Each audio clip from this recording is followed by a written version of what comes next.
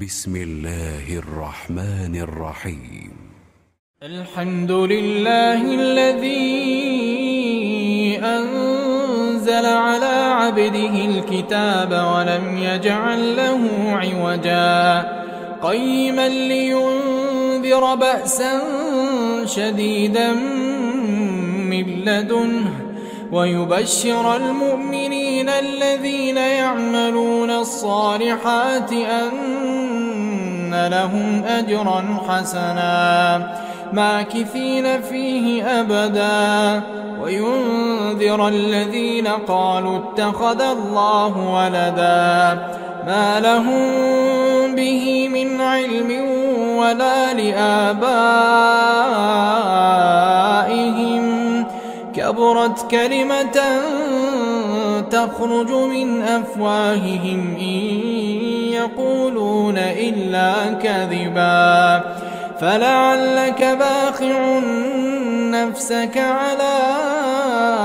آثارهم إن لم يؤمنوا بهذا الحديث أسفا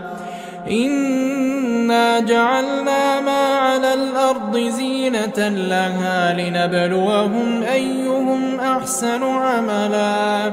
وإنا لجاعلون ما عليها صعيدا جرزا أم حسبت أن أصحاب الكهف والرقيم كانوا من آياتنا عجبا إذ أوى الفتية إلى الكهف فقالوا ربنا آتنا من لدنك رحمة وهيئ لنا من أمرنا رشدا فضربنا على آذانهم في الكهف سنين عددا ثم بعثناهم لنعلم أي الحزبين أحصى لما لبثوا أمدا نحن نقص عليك نبأهم بالحق إنهم فتية آمنوا بربهم وزدناهم هدى وربطنا على قلوبهم إذ قاموا فقالوا ربنا رب السماوات والأرض لن ندعو من دونه إلها لقد قلنا إذا شططا هؤلاء قوم اتخذوا من دونه آلهة لولا يأتون عليهم بسلطان بين فمن أظلم ممن افترى على الله كذبا وإذ اعتزلتموهم وما يعبدون إلا الله فأووا إلى الكهف ينشر لكم ربكم من رحمته ويهيئ لكم من أمركم مرفقا وترى الشمس إذا طلعت تزاور عن كهفهم ذات اليمين وإذا غربت تقرضهم ذات الشمال وهم في فجوة منه ذلك من آيات الله من يهد الله فهو المهتد ومن يضلل فلن تجد له وليا مرشدا وتحسبهم أيقاظا وهم رقود ونقلبهم ذات اليمين وذات الشمال وكلبهم باسط ذراعيه بالوصيد لو اطلعت عليهم لوليت منهم فرارا ولملئت منهم رعبا وكذلك بعثناهم ليتساءلوا بينهم قال قائل منهم كم لبثتم قالوا لبثنا يوما أو بعض يوم قالوا ربكم أعلم بما لبثتم فابعثوا أحدكم بورقكم هذه إلى المدينة فلينظر أيها أزكى طعاما فليأتكم برزق منه وليتلطف ولا يشعرن بكم أحدا إنهم إن يظهروا عليكم يرجموكم أو يعيدوكم في ملتهم ولن تفلحوا إذا أبدا وكذلك أعثرنا عليهم ليعلموا أن وعد الله حق وأن الساعة لا ريب فيها إذ يتنازعون بينهم أمرهم فقالوا ابنوا عليهم بنيانا ربهم أعلم بهم قال الذين غلبوا على أمرهم لنتخذن عليهم مسجدا سيقولون ثلاثة رابعهم كلبهم ويقولون خمسة سادسهم كلبهم رجما بالغيب ويقولون سبعة وثامنهم كلبهم قل ربي أعلم بعدتهم ما يعلمهم إلا قليل فلا تمار فيهم إلا مراء ظاهرا ولا تستفت فيهم منهم أحدا ولا تقولن لشيء إني فاعل ذلك غدا إلا أن يشاء الله واذكر ربك إذا نسيت وقل عسى أن يهديني ربي لأقرب من هذا رشدا ولبثوا في كهفهم 300 سنين وازدادوا 9 قل الله أعلم بما لبثوا له غيب السماوات والأرض أبصر به وأسمع ما لهم من دونه من ولي ولا يشرك في حكمه أحدا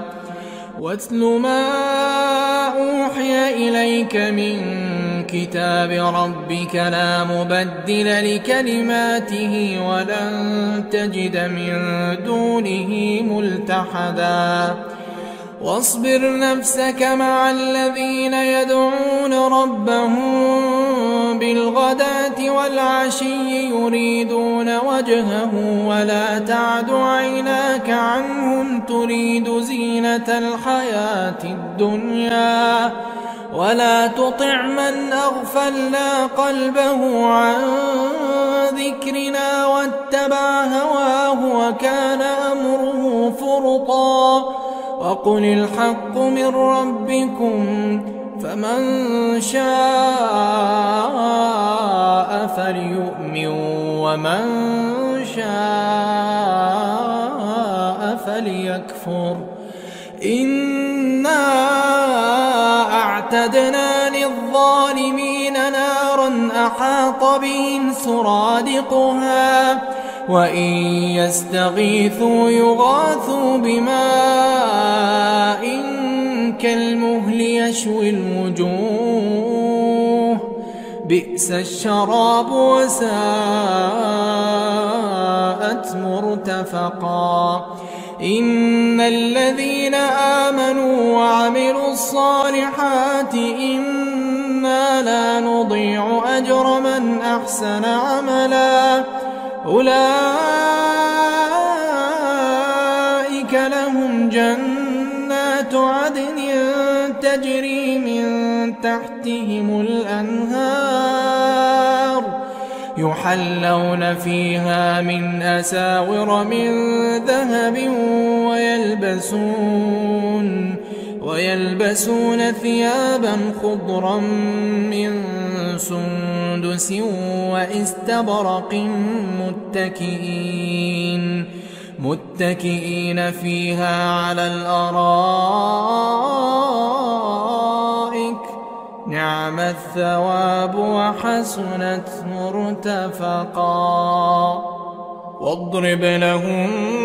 مثلا الرجلين جعلنا لأحدهما جنتين من أعناب وحففناهما بنخل وجعلنا بينهما زرعا كلتا الجنتين آتت أكلها ولم تظلم منه شيئا وفجرنا خلالهما نهرا وكان له ثمر فقال لصاحبه وهو يحاوره أنا أكثر منك مالا وأعز نفرا ودخل جنته وهو ظالم لنفسه قال ما أظن أن تبيد هذه أبدا وما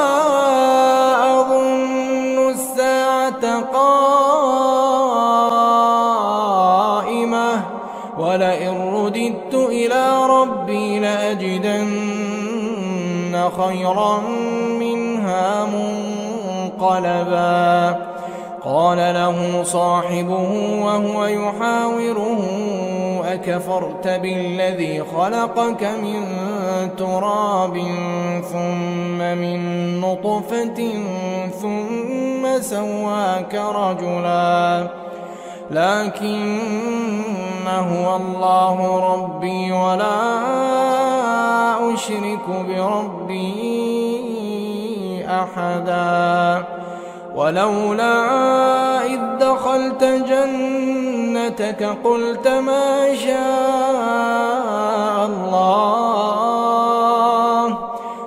ما شاء الله لا قوة إلا بالله إن ترني أنا أقل منك مالا وولدا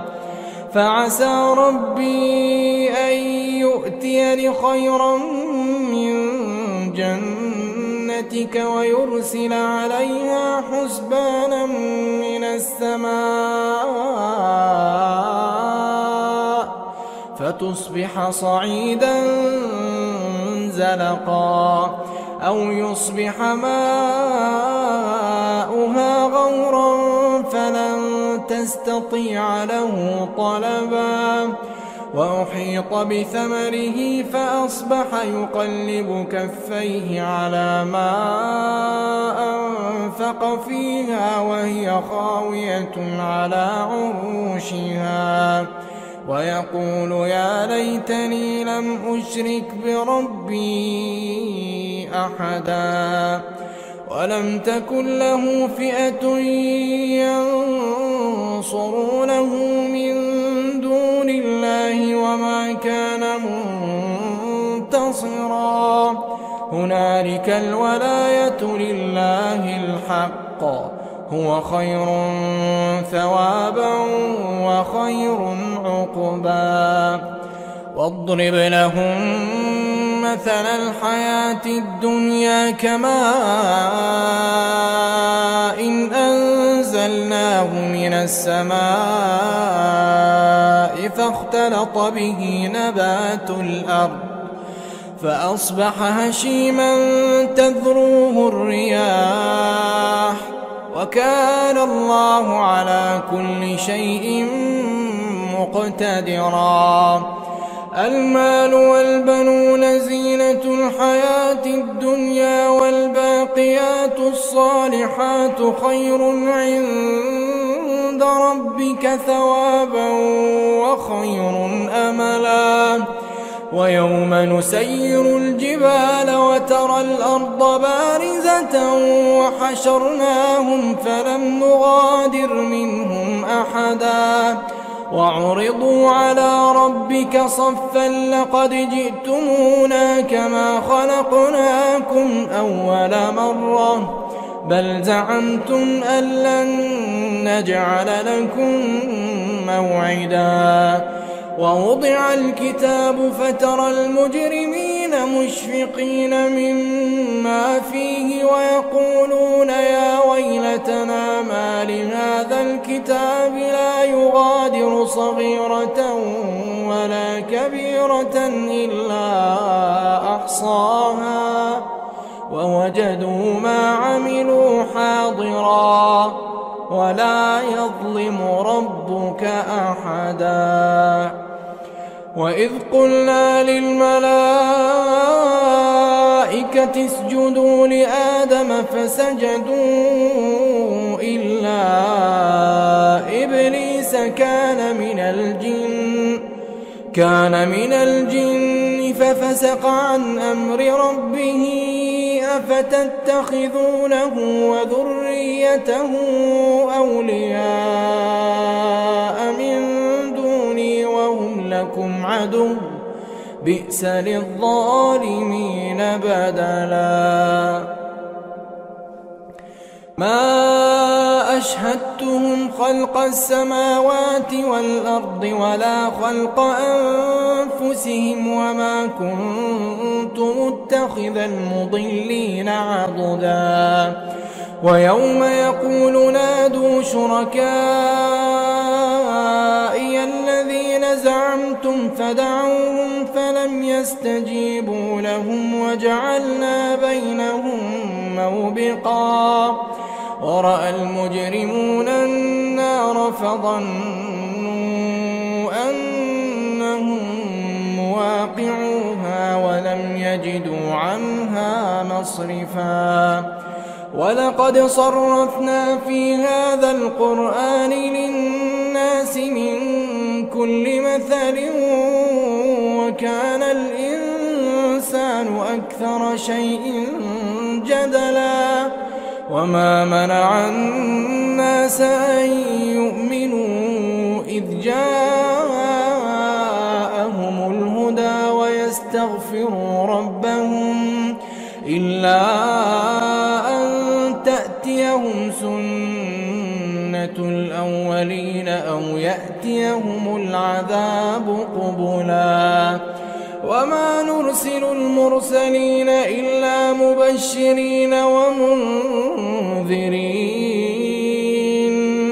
ويجادل الذين كفروا بالباطل ليدحضوا به الحق واتخذوا آياتي وما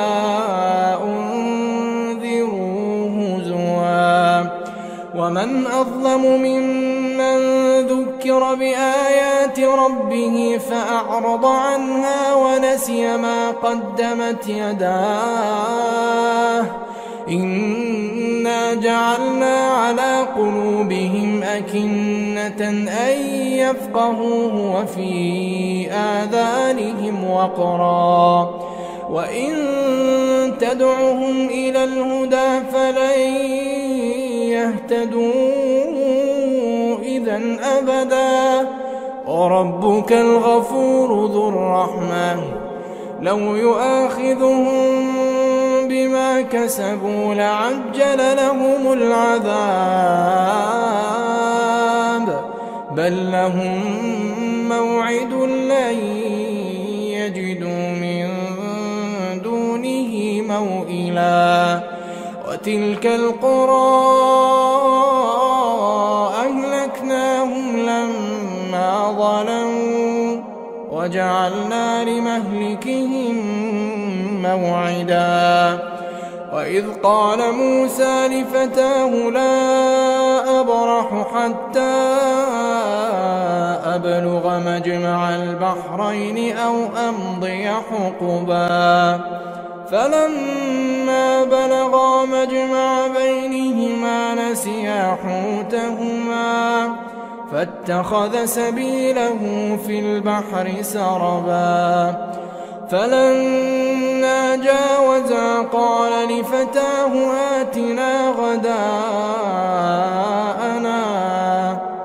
آتنا غداءنا لقد لقينا من سفرنا هذا نصبا قال أرأيت إذ أوينا إلى الصخرة فإني نسيت الحوت وما أنسانيه إلا الشيطان أن أذكره واتخذ سبيله في البحر عجبا قال ذلك ما كنا نبغي فارتدا على آثارهما قصصا فوجدا عبدا من عبادنا آتيناه رحمة من عندنا وعلمناه من لدنا علما قال له موسى هل أتبعك على أن تعلمني مما علمت رشدا قال إنك لن تستطيع معي صبرا وكيف تصبر على ما لم تحط به خبرا قال ستجدني إن شاء الله صابرا ولا أعصي لك أمرا قال فإن اتبعتني فلا تسألني عن شيء حتى أحدث لك منه ذكرا فانطلقا حتى إذا ركبا في السفينة خرقها قال أخرقتها لتغرق أهلها لقد جئت شيئا إمرا قال ألم أقل إنك لن تستطيع معي صبرا قال لا تؤاخذني بما نسيت ولا ترهقني من أمري عسرا فانطلقا حتى إذا لقيا غلاما فقتله قال أقتلت نفسا زكية بغير نفس لقد جئت شيئا نكرا قال ألم أقل لك إنك لن تستطيع معي صبرا قال إن سألتك عن شيء بعدها فلا تصاحبني قد بلغت من لدني عذرا فانطلقا حتى إذا أتيا أهل قرية استطعما أهلها فأبوا أن يضيفوهما فوجدا فيها جدارا يريد أن ينقض فأقامه قال لو شئت لاتخذت عليه أجرا قال هذا فراق بيني وبينك سأنبئك بتأويل ما لم تستطع عليه صبرا أما السفينة فكانت لمساكين يعملون في البحر فأردت أن أعيبها وكان وراءهم ملك يأخذ كل سفينة غصبا وأما الغلام فكان أبواه مؤمنين فخشينا أن يرهقهما طغيانا وكفرا فأردنا أن يبدلهما ربهما خيرا منه زكاة وأقرب رحما وأما الجدار فكان لغلامين يتيمين في المدينة وكان تحته كنز لهما وكان أبوهما صالحا فأراد ربك أن يبلغا أشدهما ويستخرجا كنزهما رحمة من ربك وما فعلته عن أمري ذلك تأويل ما لم تسطع عليه صبرا ويسألونك عن ذي القرنين قل سأتلو عليكم منه ذكرا إنا مكنا له في الأرض وآتيناه من كل شيء سببا فأتبع سببا حتى إذا بلغ مغرب الشمس وجدها تغرب في عين حمئة ووجد عندها قوما قلنا يا ذا القرنين إما أن تعذب وإما أن تتخذ فيهم حسنا قال أما من ظلم فسوف نعذبه ثم يرد إلى ربه فيعذبه عذابا نكرا وأما من آمن وعمل صالحا فله جزاء الحسنى وسنقول له من أمرنا يسرا ثم أتبع سببا حتى إذا بلغ مطلع الشمس وجدها تطلع على قوم لم نجعل لهم من دونها سترا كذلك وقد أحطنا بما لديه خبرا ثم أتبع سببا حتى إذا بلغ بين السدين وجد من دونهما قوما لا يكادون يفقهون قولا قالوا يا ذا القرنين إن يأجوج ومأجوج مفسدون في الأرض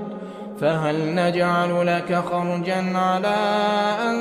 تجعل بيننا وبينهم سدا قال ما مكني فيه ربي خير فأعينوني بقوة أجعل بينكم وبينهم ردما آتوني زبر الحديد حتى إذا ساوى بين الصدفين قال انفخوا حتى إذا جعله نارا قال آتوني أفرغ عليه قطرا فما استطاعوا أن يظهروه وما استطاعوا له نقبا قال هذا رحمة من ربي فإذا جاء وعد ربي جعله دكاء وكان وعد ربي حقا وتركنا بعضهم يومئذ يموج في بعض ونفخ في الصور فجمعناهم جمعا وعرضنا جهنم يومئذ للكافرين عرضا الذين كانت أعينهم في غطاء عن ذكري وكانوا لا يستطيعون سمعا أفحسب الذين كفروا أن يتخذوا عبادي من دوني أولياء إنا أعتدنا جهنم للكافرين نزلا قل هل ننبئكم بالأخسرين أعمالا الذين ضل سعيهم في الحياة الدنيا وهم يحسبون أنهم يحسنون صنعا أولئك أولئك الذين كفروا بآيات ربهم ولقائه فحبطت أعمالهم فلا نقيم لهم يوم القيامة وزنا ذلك جزاؤهم جهنم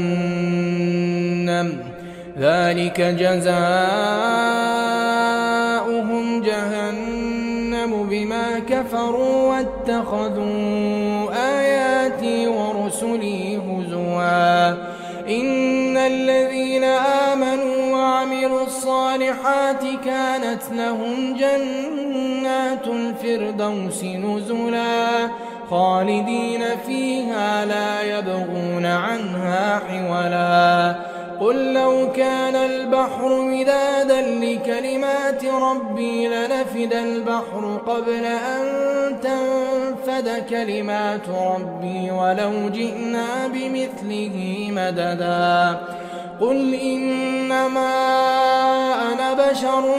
مثلكم يوحى إلي أنما إلهكم إله واحد فمن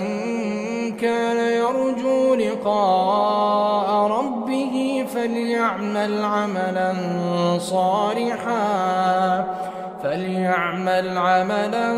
صالحا ولا يشرك بعبادة ربه أحدا.